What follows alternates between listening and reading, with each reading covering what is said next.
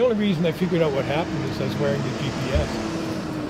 I ride 5,000 to 6,000 kilometers a year. Alan Leier spends a lot of time on his bike saddle. On Sunday, June 24th of this year, his trip around Fish Creek Park has a big gap in it.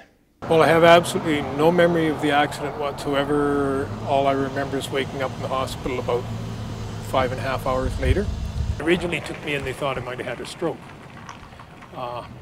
When they went into the hospital, I ended up, I had a bruise around my waist here that started here and ran all the way around to the front of me. Was that the extent of your injuries? A couple of little scrapes and scratches.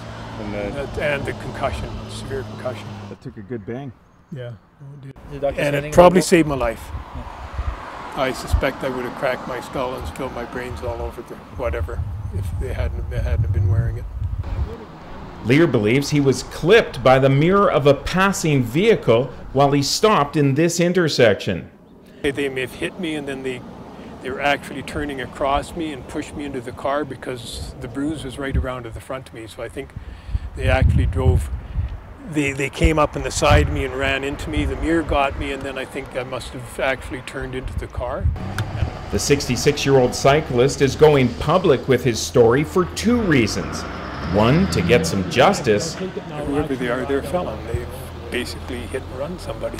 The main thing irritates me is they just took off and didn't stop. And I'm hoping somebody might have witnessed it as well. The other reason is to thank the fellow cyclist who helped him.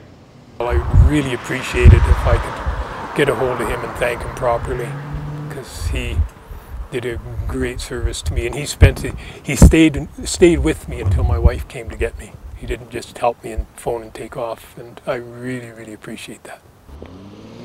I would like people to become more aware of cyclists and possibly not hit them and take off, stopped at least to help them, because whoever it was could have certainly stopped and at least helped me.